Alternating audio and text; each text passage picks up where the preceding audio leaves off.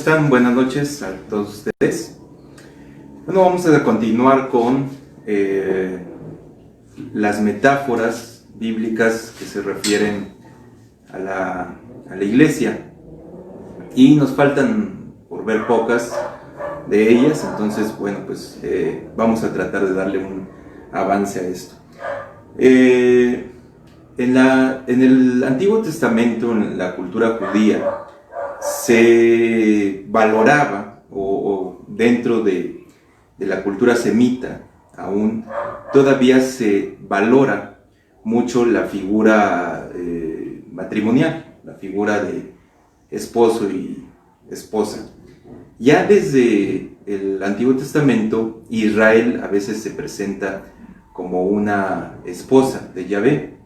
Entonces no es extraño que en el Nuevo Testamento la iglesia, el nuevo Israel de Dios, que no sustituye, por supuesto, en ningún momento la figura de Israel, ni quiere suplir el propósito de Israel. Israel es una figura aparte. Sin embargo, sí es el nuevo pueblo espiritual, al menos, de Dios. Y entonces no es extraño que esa figura, que en el Antiguo Testamento pues era preciada o era utilizada también para referirse a la relación de Yahvé con Israel, a veces se refiere como un hijo, por ejemplo, pero en otras ocasiones, de hecho es más abundante, presentar a Israel como una esposa. No como una novia. ¿Por qué? Vamos a explicar el contexto semita. No se refiere como una novia porque entre los pueblos semitas, no solamente entre los judíos, pero podemos hablar específicamente de los judíos. Entre los judíos, la figura del noviazgo es muy endeble, es muy opaca, casi no tiene una relación importante, porque esta figura pertenece más a las culturas occidentales, es decir, Latinoamérica, Estados Unidos, etc. Europa puede ser, pero en la cultura semita los compromisos matrimoniales son incluso pactados desde que las personas son niños, es decir, hay una especie como de predestinación de parte de los padres, comprometiendo previamente desde que una persona es niño, comprometiéndolo con la familia, porque se casan también extienden lazos familiares, y eso es muy importante para la cultura semita, extendiendo lazos familiares con tal familia, pero previo acuerdo. Entonces, la figura del noviazgo como tal es una figura que pertenece más a la cultura occidental y es muy opaca, es muy poco presente en la cultura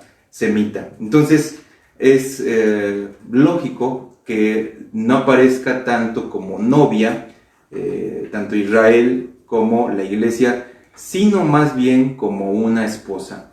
Creo que aquí lo que tal parece que en Occidente, y cuando se introduce la versión latina y cuando se introduce el texto bíblico a las lenguas romances, es cuando empieza a tomar un tinte de novia la iglesia. Y hoy la mencionamos mucho a la iglesia como una novia. No está mal, no es absolutamente nada ofensivo. Sin embargo, realmente lo que vamos a ver es que el texto bíblico en el Nuevo Testamento, incluso en el Viejo Testamento, se utiliza más la figura del esposo. Y entonces vamos a iniciar con nuestra búsqueda bíblica. Entonces vamos a ver a la iglesia como una esposa, y el Señor Jesucristo en este caso sería el esposo. Entonces vamos a iniciar con nuestra lluvia de textos para reforzar este concepto, que la iglesia es la esposa de nuestro Señor Jesucristo. O toma esa figura, esa metáfora, para tener un trasfondo en su lenguaje y dar a entender en ese trasfondo una relación de amor y una relación inseparable entre uno y otro. Y esto de inseparable les platico por qué. En Occidente y en el actual Israel, por supuesto, bueno, pues la figura del divorcio es muy fácil de alcanzar. Es decir, no es extraño que en nuestras culturas una persona se case y a los 2, 3 meses o a los 2, 3 años, etcétera, se divorcie porque, bueno, pues, diferentes circunstancias. Entonces, ya aquí en Occidente estamos un poco más acostumbrados a esta figura. Sin embargo, en las culturas semitas de aquel entonces, la cultura de Israel y otros pueblos aledaños, la figura del divorcio era una figura que implicaba repudio, que implicaba, pues, digamos, el ensombrecimiento, sobre todo, de la figura de la mujer.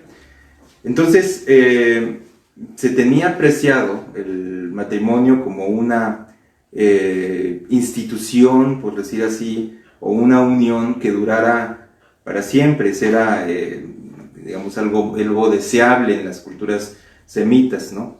Y por supuesto el texto bíblico deja plasmado la intención de Yahvé de que dos personas que se unen en matrimonio pues permanezcan unidos para toda la vida. Entonces, al usar esa figura de relación de Cristo con la iglesia, el matrimonio, usar esa figura, pues quiere decir que pues la relación de Cristo con su iglesia es inseparable, ¿no? Y es duradera, es para siempre. Entonces esto lo tenemos que ver a la luz del pensamiento semita de hace muchísimos años. En el actual Israel, en el Israel de hoy, pues realmente muchos de estos valores se han perdido y pues en una sociedad capitalista como lo es, por supuesto, Israel, pues se han introducido ya actualmente otros valores. Incluso el hebreo que actualmente se habla en Israel, bueno, pues también es ya un hebreo diferente. Bien, vamos a Juan capítulo 3, al versículo 28, al Evangelio según San Juan, capítulo 3, versículo 28. Perdón, no, estamos mal, no, sí estamos bien, sí, estamos bien. Vosotros mismos me sois testigos de que dije, yo no soy el Cristo, sino que soy enviado delante de él, habla Juan. El que tiene la esposa, fíjense cómo utiliza el término esposa, es el esposo, es decir, esa institución naciente. Y en este contexto, bueno, todavía Juan pues no conocía del nacimiento de la iglesia, etcétera. Él muere antes o es ejecutado antes de esto, entonces se refiere a ese Israel que vuelve a Yahvé por medio del Hijo del Hombre, por medio del Mesías. Pero esta figura posteriormente, en la intención de los evangelios, pues es referirse a la iglesia, y posteriormente en los textos paulinos mayormente pues se va a referir a la iglesia. Entonces dice, el que tiene la esposa es el esposo, mas el amigo del esposo, o sea, él como profeta, que está a su lado y le oye, se goza grandemente de la voz del esposo. Así pues, mi gozo está cumplido, es necesario que él crezca, pero que yo mengüe. Bueno, se está refiriendo a su ministerio como profeta, el profeta Juan, el Bautista, y él está señalando que él no es el Cristo, que él no es el Mesías, como muchos lo señalaban. Por eso él dice, el que tiene la esposa, ya sea, podemos hablar de Israel, o en términos generales podemos hablar de la iglesia. Dice, es el esposo. ¿Y quién es el esposo? El Señor Jesucristo es el esposo, es el quien tiene la posesión de la esposa. Ahora, otro rasgo cultural que es importante aquí señalarlo, es que la cultura semita es una cultura patriarcal. entonces el esposo pues era prácticamente dueño de la esposa. Si estudiamos un poco más sobre el Deuteronomio y las leyes de Rabbi Moshe, de Moisés, podemos darnos cuenta que el esposo tiene como posesión muchas cosas. Tiene animales, tiene tierras, tiene casas, y la esposa es una posesión más del varón. Entonces, aquí en este contexto, en la cultura semita, bueno, pues venimos de ese reflejo de los primeros patriarcas, y bueno, pues son figuras bastante patriarcales. Entonces dice, el que tiene a la esposa es el esposo, o sea, el que es dueño, ¿no? El esposo era en ese tiempo dueño de la esposa, y la esposa estaba sujeta, estaba comprometida a una sujeción hacia el esposo. Bueno, hoy por supuesto aquí ya lo vemos desde otros ángulos, estas realidades sociales, pero hay que entender que en ese tiempo así se veía, ¿no? Pero lo que quiere en este sentido dar a entender, pues es el pleno dominio del Señor Jesucristo sobre su iglesia. Entonces, por eso utiliza ese lenguaje. Vamos a otro ejemplo donde se involucra esta metáfora. Vamos a la carta a los Romanos, capítulo 7. La carta a los Romanos, capítulo 7. Y este es bastante interesante. Si ya tenemos ahí el capítulo 7, vamos a ver desde el versículo 1 hasta el versículo 4. Dice así: ¿acaso ignoráis, hermanos, que la ley se enseñorea del hombre entre tanto que éste vive? Porque la mujer casada está sujeta por la ley al marido mientras éste vive, pero si el marido muere, ella queda libre de la ley del marido. Así que, si en vida del marido se uniere a otro varón, será llamada adúltera. Pero si su marido muriere, es libre de esa ley. De tal manera que si se uniere a otro marido, no será adúltera. Bien, Pablo en la carta a los Romanos y también en la carta a los Corintios, pero más pienso que se puede ver reflejado en la carta a los Romanos, utiliza la metáfora del matrimonio para hablar de aspectos de la iglesia.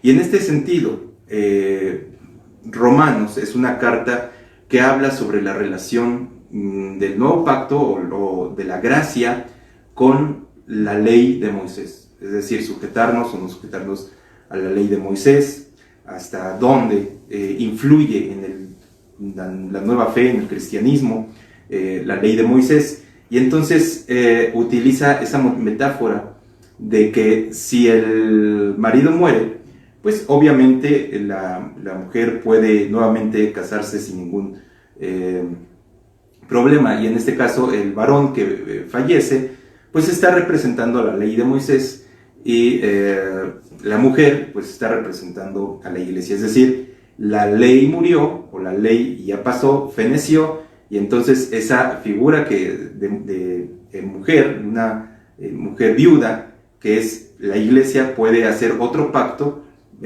y en este caso pues es un nuevo pacto bajo el que está, es decir, la gracia por la ley. Entonces Pablo está utilizando la metáfora de el esposo que muere, y entonces la mujer es libre para pues tener un nuevo matrimonio con otro varón. Vamos a 2 de Corintios 11:2 ahora. Ustedes pueden, por cierto, pueden ahí dejar sus comentarios, sus preguntas, si es que los tienen. Estamos tratando de ser lo más claro posibles para que quede pues bien fijado este panorama en sus mentes. Bien, este es un pasaje muy, muy bonito, muy claro. Dice Pablo: ojalá me toleraseis un poco de locura, sí, toleradme, porque os celo con celo de Dios, pues os he desposado con un solo esposo para presentaros como una virgen pura a Cristo. Bien, en este caso la virgen pura vendría siendo lo que en nuestra cultura occidental actualmente, pues vendría siendo lo que era algo así como el noviazgo, la novia.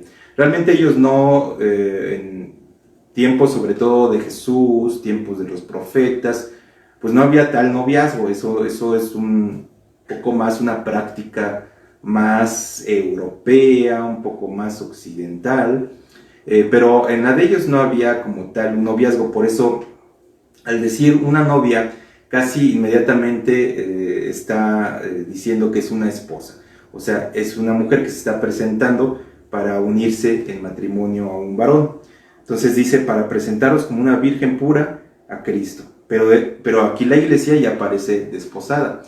Algunos textos teológicos de hecho señalan que se ha cometido un exceso en cuanto a señalar a la iglesia como una novia, porque esta figura, repito, lo dijimos al inicio, esta figura es muy débil, es muy endeble en la cultura semita, entonces no tiene una fuerza realmente importante. Lo que la tiene es la esposa. Allí sí tiene esa figura un peso bastante importante.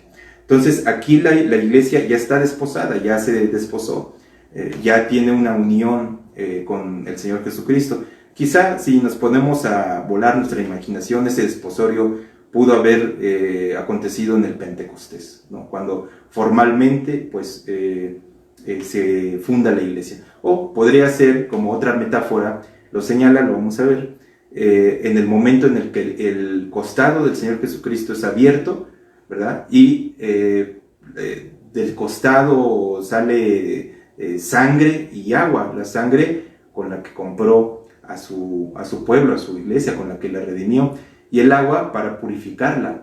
Entonces son dos elementos que cuando el costado del Señor Jesucristo es abierto por una lanza, bueno, en ese momento quizá, dice una metáfora, está naciendo la iglesia. ¿Por qué? Porque lo está comparando igualmente con la historia de Eva, en la cual Eva es tomada del costado de Adán, y Cristo es el segundo Adán. Es la figura que viene a representar a Dios en la tierra, ese hombre perfecto que presenta o representa al Padre en la tierra. Entonces, Eva surge del costado, es tomada de la costilla de Adán, y la iglesia pues es tomada de la costilla de nuestro Señor Jesucristo. Entonces pudo hacer bien haber sido ahí el desposorio, o la creación meramente de la iglesia, y el Pentecostés el desposorio, pues sería este tema muy, muy largo. Pero la cosa es que cuando se habla de la iglesia, cuando el apóstol Pablo habla de la iglesia, habla como ya desposada. También lo vamos a ver en Apocalipsis. Otro ejemplo, Efesios capítulo 5, y vamos allí, 5:22, y nuevamente Pablo habla a estas comunidades greco-judías, y utiliza esta figura del matrimonio pues para dos cosas, para instruir acerca de estos menesteres de la vida, y para hablarles de la naturaleza del Señor Jesucristo y su relación con la iglesia. Dice este pasaje también es muy conocido: someteos unos a otros en el temor de Dios. Las casadas estén sujetas a sus propios maridos como al Señor, porque el marido es la cabeza de la mujer, así como Cristo es la cabeza de la iglesia. Pero vean que ya está utilizando la figura del marido, no está utilizando la figura de una novia, de una noviecita. Y es que, miren, esto es algo muy lógico también.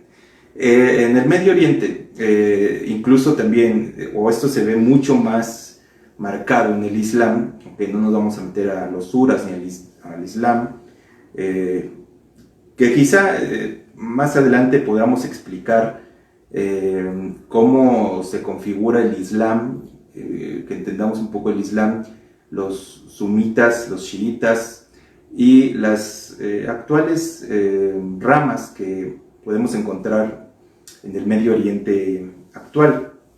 es muy complejo, pero se divide en sumitas y en chiitas, y unos son más radicales que otros. En eso se distingue, ¿no? En la ortodoxia que tiene uno y otro. Pero más allá de la ortodoxia que tiene uno y otro, son demasiado radicales en cuanto a la figura de la mujer. Es decir, la mujer tiene que estar totalmente sometida al varón. En algunos casos, decíamos, son un poco más tolerantes, ¿no? Podemos encontrar un Islam un poco más tolerante, un poco más llevadero, pero en el Islam ortodoxo realmente la mujer se somete en absolutamente todo al varón. Algo que aquí en un país como el de nosotros, un continente como el de nosotros, sería prácticamente imposible de llevar e incluso inaceptable, ¿no? Entonces, Medio Oriente viene con esa gran influencia. Una novia, como hoy conocemos, lo que es o ser novios, como lo que hoy conocemos, pues no tiene el mismo valor o el mismo peso de autoridad una persona sobre la otra, ¿no? Realmente el novio, o como lo conocemos aquí, el novio que tiene una novia, o una persona que tiene una novia, etcétera, pues no tiene por qué tener una autoridad sobre esa persona. Tienen un compromiso, pero no una autoridad. Entonces, por eso no se utiliza esa figura, porque el Señor Jesucristo pues no tendría una autoridad sobre la iglesia. Entonces tiene que utilizar necesariamente pues la figura del matrimonio, ¿no? Por eso no podemos utilizar la figura de que es la novia. Si es la novia y se va a tardar en desposarse tanto tiempo, no tendría una total autoridad, como si la tiene siendo el marido de la iglesia. Entonces, el Señor Jesucristo no es el noviecito de la iglesia, es el marido, es el esposo de la esposa. O sea, y la iglesia ya está desposada con el Señor Jesucristo. Por eso Él tiene un dominio pleno sobre la iglesia, ¿no? Y aquí Pablo está demasiado claro este pasaje para considerarlo así. Aquí lo está diciendo Pablo de una manera muy clara. Creo que es el pasaje más claro, aparte del de Corintios, 1 Corintios 11, 1 y 2. Este es demasiado claro también. Dice, habla de la sujeción, las casadas.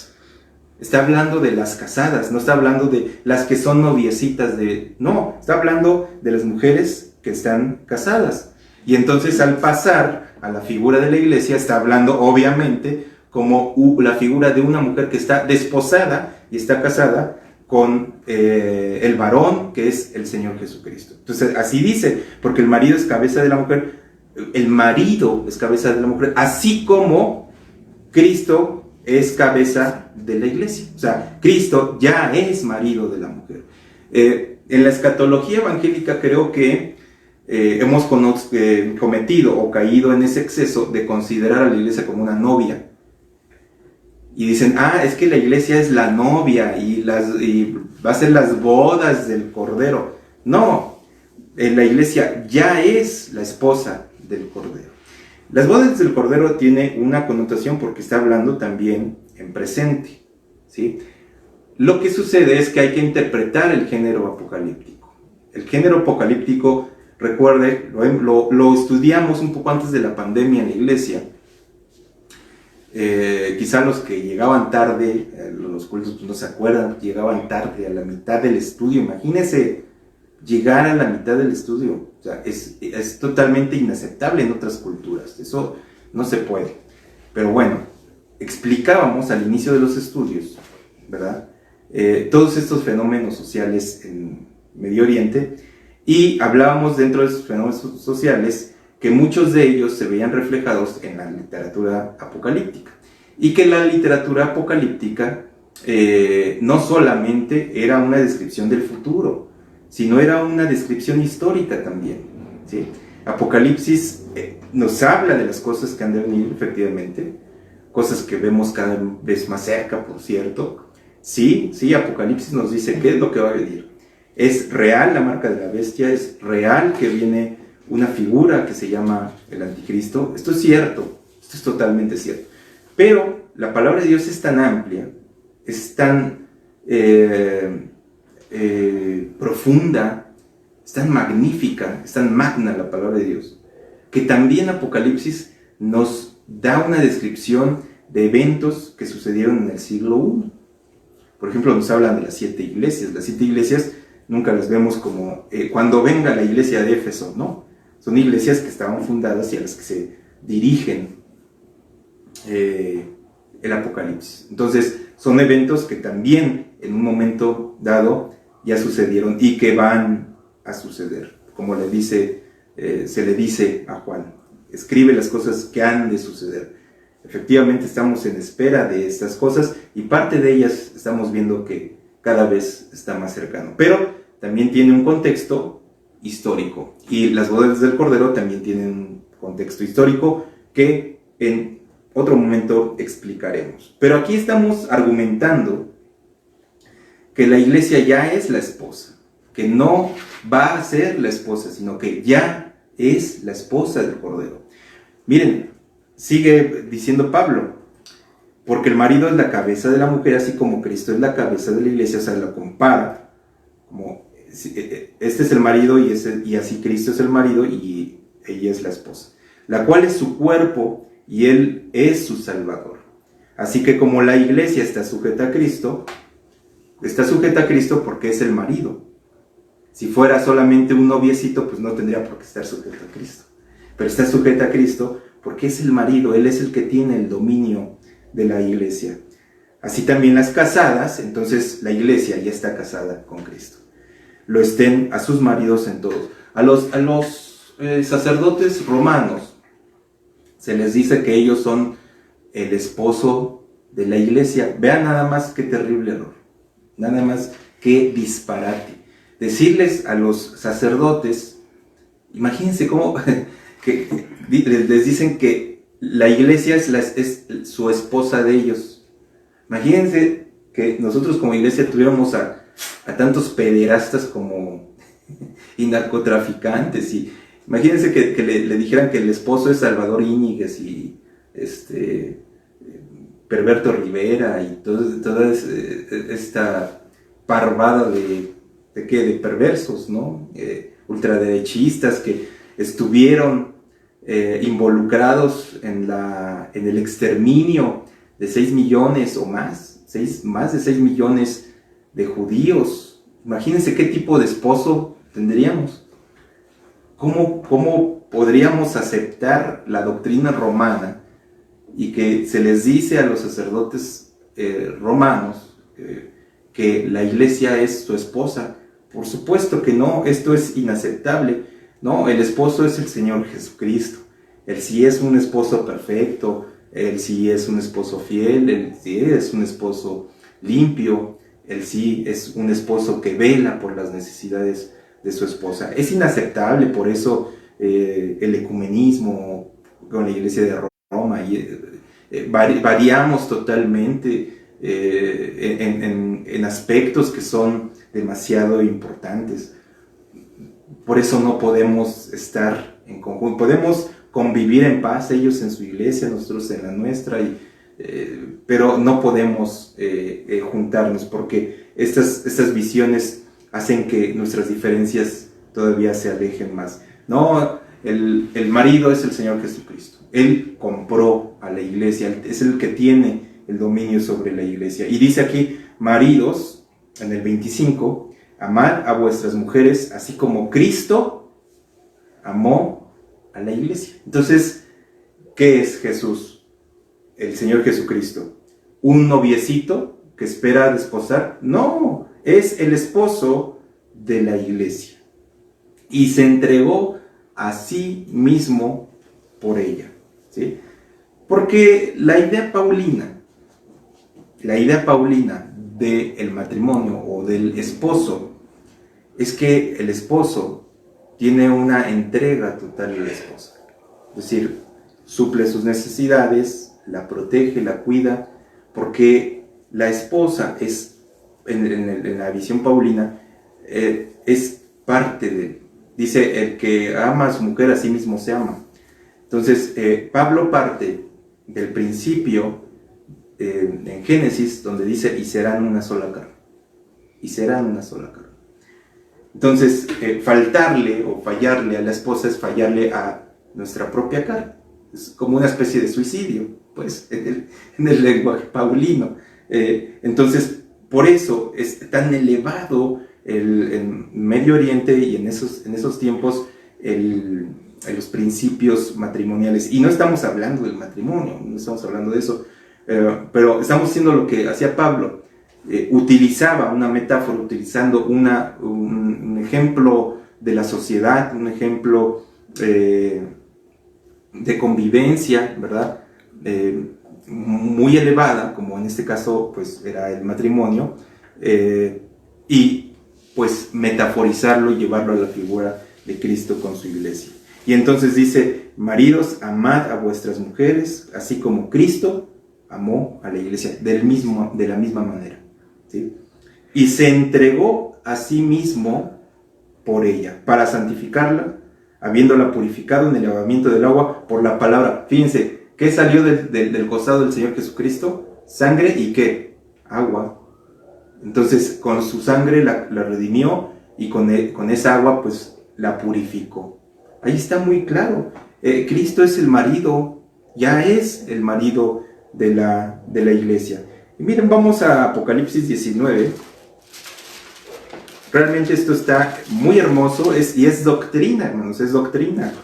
O sea, vean que no está faltando el pan, ahí está el pan. Y vean lo hermoso y lo bello que es saber y entender que nosotros como iglesia tenemos un marido que vela por nosotros, ¿no?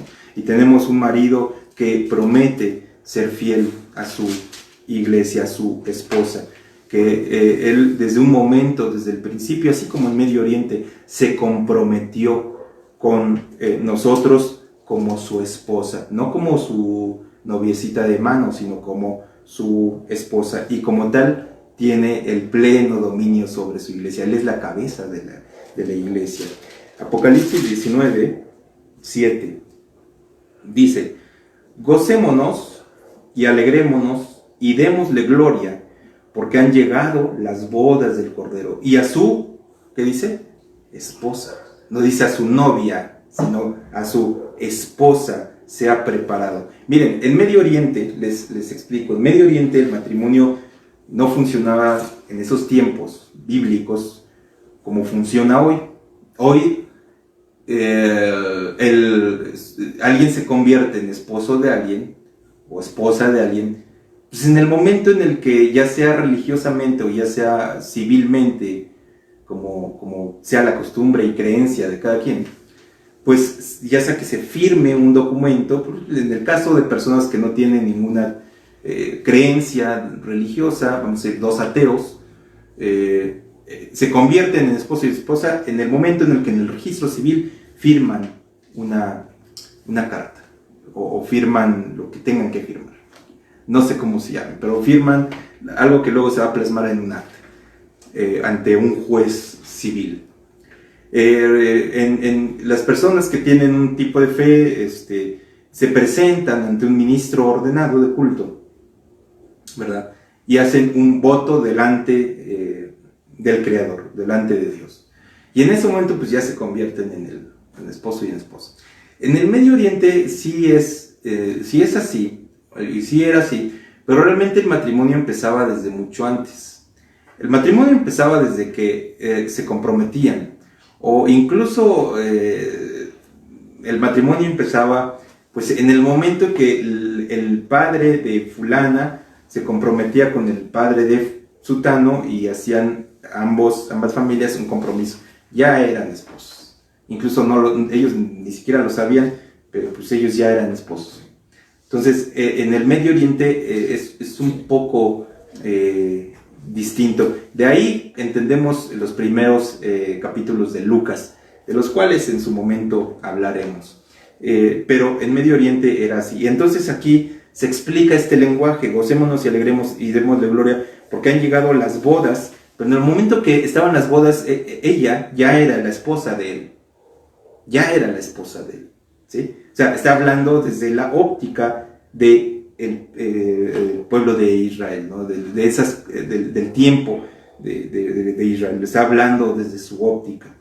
En nosotros, aquí en Occidente, pues decimos que entra la novia y en el momento que se formaliza, pues ya se convierte en esposa. Pero en aquel tiempo, pues era la esposa, pues desde el momento que se hacía un compromiso de una manera u otra. Desde el momento que se fue el siervo de Abraham a buscar esposa para Isaac, desde el momento en que encuentra a Rebeca, desde ese momento ya es su esposa. No va a ser su noviecita, que van a salir a conocerse al cine. No, eso es para aquí, para nuestro tiempo. Aquí en Occidente eso está muy bien, eso es válido. Pero para ese tiempo, pues en el momento que ella fue vista por el siervo de Abraham, en ese momento ya era la esposa de Isaac. Punto, se acabó. ¿Sí? Entonces, aquí entendemos este lenguaje. Gocémonos y alegrémonos y démosle gloria, porque han llegado las bodas, ¿sí? Pero en las bodas, pues ella ya es la esposa. Ya es la esposa, el marido tiene posesión sobre ella y su esposa se ha preparado. Y a ella se le ha concedido que se vista de lino fino y limpio y resplandeciente, porque el lino fino es las acciones justas de los santos. Las acciones justas de los santos. Sí, el reflejo importante de lo que es la salvación. La salvación, siempre hemos dicho, se debe de reflejar en acciones justas. Algo que no contempla, por ejemplo, el calvinismo reformado. Ellos dicen que una persona es salva porque es predestinada, pero y esa salvación no necesariamente se tiene que mostrar, sino que simplemente Dios en su soberanía lo predestinó y es salvo sin que muestre ningún atisbo de que es salvo. Pero el texto bíblico nos muestra otra cosa diferente. Nos muestra que es presentado ante el Señor Jesucristo una esposa que tiene acciones justas, que se vistió de justicia por sus acciones. Es decir, Dios ve las acciones de su iglesia y éstas se vuelven vestidura de este. Y veamos el capítulo 21, versículo 2. Y ahora también se habla de la Nueva Jerusalén. Es decir, la figura de la esposa, o sea, también se puede utilizar en otras metáforas, en otras circunstancias, en otras figuras bíblicas. Dice, y yo, Juan, vi la ciudad santa, la Nueva Jerusalén. Ahora vean cómo es la Nueva Jerusalén. Descender del cielo de Dios, dispuesta como una esposa ataviada para su marido. Ahora ya, en este capítulo, en esta circunstancia, pues ya surgió otra esposa, que es la Nueva Jerusalén. Pero no debemos de revolver tanto las cosas, sino sencillamente entender que la figura de la esposa o el esposo y la esposa son tomadas para diferentes circunstancias, connotando de fondo pues el dominio que se tiene, el compromiso, el amor, todas estas cosas. Entonces, pues es muy importante mirar estas metáforas en su contexto correcto. Pues creo que pues hoy nos quedamos con esta metáfora. Ya veremos la siguiente ocasión si seguimos hablando de esto. Vamos a ir cerrando vamos a Mateo 9, todavía tenemos unos minutitos. Podríamos seguir toda la noche, pero el asunto es que no queremos cansarlos o quitarles demasiado tiempo. Pero vale la pena estos estudios. De veras, es doctrina, es fundamentos. Debemos de valorarnos. Mateo 9:15, nuevamente, vamos a reforzar nuestro concepto. Dice, Jesús les dijo, ¿acaso pueden los que están de bodas? Fíjense, o sea, algunos dicen, bueno, es que esto se va a celebrar hasta las bodas del Cordero, mientras somos la novia. Bueno, pues, ¿qué creen? Mateo 9:15 dicen que ya había otras bodas. ya estaban de bodas con el Señor Jesucristo. Mientras Él estuvo en su ministerio terrenal, los que estaban con Él estaban de bodas. ¿A poco va a haber dos bodas? No, no se refiere a eventos fijos en donde se convierta en la esposa, sino que siempre es la esposa. Y las bodas es un reconocimiento de ellos, una exaltación simplemente de esa mención. Dice, Jesús les dijo, ¿acaso pueden los que están de bodas tener luto en tanto que el esposo está con ellos? ¿Quién era el que estaba con ellos? El esposo. No estaba el novio, estaba el esposo. De manera que, fíjense, desde que el Señor Jesucristo pisó la tierra en su ministerio terrenal, y los que creían en Él ya se convertía en el esposo de ellos. Fíjense, o sea, entonces no debe haber ninguna confusión y tomar al Señor Jesucristo como noviecito, sino como el esposo de la iglesia. Ahí está, otro ejemplo de el ninfo, es decir, ninfo en griego esposo. Vamos solamente a ir reforzando con Juan 3:29 también. Juan 3:29. Juan 3:29. Ya lo leímos, ¿verdad? Me parece, pero bueno, dice, el que tiene la esposa es el esposo, habla Juan el Bautista. El que tiene la esposa, o sea, ya tiene calidad de esposa, los creyentes ya tienen calidad de esposa, es el esposo, más el amigo del esposo, o sea, el profeta Juan, que está a su lado y le oye, se goza grandemente de la voz del esposo. Así pues, mi gozo está cumplido. Pues no estaría cumplido si la iglesia o los creyentes fueran simple noviecita, ¿verdad? No, se goza porque es la esposa. Los que creen en su nombre ya fueron recibidos en salvación desde el momento que el Señor Jesucristo predicaba. Como el ladrón de la cruz se convirtió en el momento de que él creyó, fue parte de la esposa. Ahora, los teólogos, los textos nos aclaran o nos advierten de algo que tenemos que tener cuidado. No somos la esposa en lo individual, es decir, yo no puedo decir, yo soy la esposa de... No, todos, la comunidad, somos la esposa. ¿Sí? Hay que tener cuidado con eso. Creo